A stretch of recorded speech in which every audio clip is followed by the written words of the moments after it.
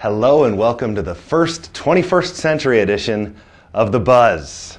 Yes, it's been going on in the 21st century, but we have a wireless mic, which you might be able to see pinned right here, stuck inside my shirt. So the technology advancements here are wonderful. And Eddie Evans is working with a little technology with Sandy Nelson, the West Point Guardian Angels Central Catholic volleyball coach. Eddie, take it away. Congratulations on a great Blue Jay tournament victory with wins over Wakefield, Wisner Pilger, and Lutheran High Northeast. Thank you. I know overall your team really looked focused tonight going into this tournament. I know we wanted to get Lutheran High. They beat us early in the season, and that's our only loss so far. And I know that the girls were really excited to play Lutheran High again so that we could try to avenge our loss. I know, talk about the importance of having a tournament like this at this point of the season. It's a great tournament. There's 3 great teams in this tournament, and it's good for us to get ready to play 3 games close together so we can get ready for state. Overall, can you summarize your season thus far? I think our season is going great. The girls have worked really, really hard. We haven't given up. When we're down, we keep fighting. Credit goes out to all the girls for working really, really hard and not ever quitting on any sets. The Guardian Angels Central Catholic football team also had itself a pretty big game, but the Blue Jays didn't fare quite so well.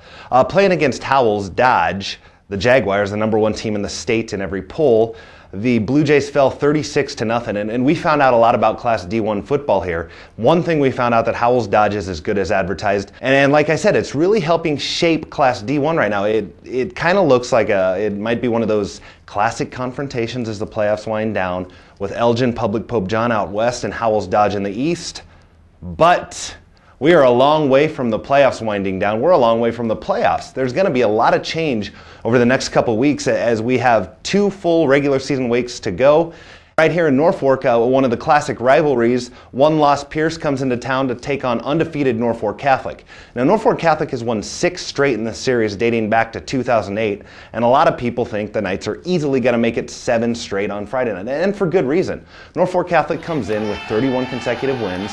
They are the 2-time Class C1 state champion. They're a very tested team. They have more depth than most Class C1 teams, and by most Class C1 teams, Pierce definitely fits into that not as deep group. But the Blue Jays have a lot of talent among their senior class, and they have built depth as the season has gone on. And here's the thing about Pierce. They might not have the most explosive offense. You know what you're going to get with Pierce. They're going to run the ball at you, and they're going to do it time and time again and line up and just say, stop us. But defensively, the Blue Jays have been very strong this year. They've given up a total of just 49 points. 21 of those coming in the loss to Boone Central earlier in the year with a late touchdown that really only acquired, I think, 20 yards of total offense.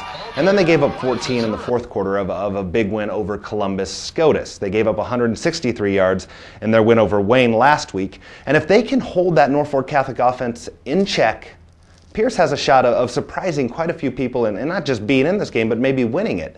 Another team that has surprised people as the year has gone on is O'Neill. And they're in that same boat with Pierce, but they're more learning not to build depth. They're trying to learn how to win the big games. Their 21-6 win over Valentine last Friday was a big start. And with a group led by Michael Hedlund, Derek Hostert, and Tate Larson, who was a pleasant surprise out of the backfield, finishing with over 100 yards on the ground. He's one of those downhill runners that can be so tough to stop because he builds up so much momentum when he gets to the line of scrimmage that he's going to get 2 or 3 yards before you're able to bring him down. Because of those 3 and the talent all over the field for O'Neill, though, they're not only learned to win with that 21-6 win over Valentine, their games coming up with Broken Bow and at Ord, 2 playoff contenders, 2 4-2 teams.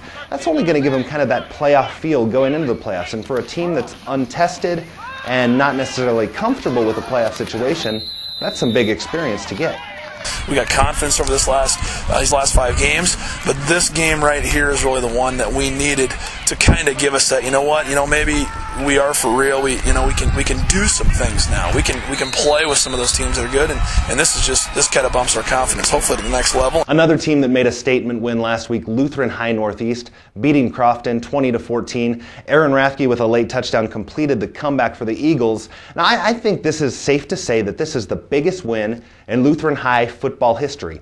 Not only does it give the Eagles the district title, but Crofton has been kind of that high water mark for Class C2 football in the area, and they've been one of the top 2 or 3 teams in the state the last couple years. So for Lutheran High to go up to Crofton and to get that win can only build confidence as we move toward the postseason.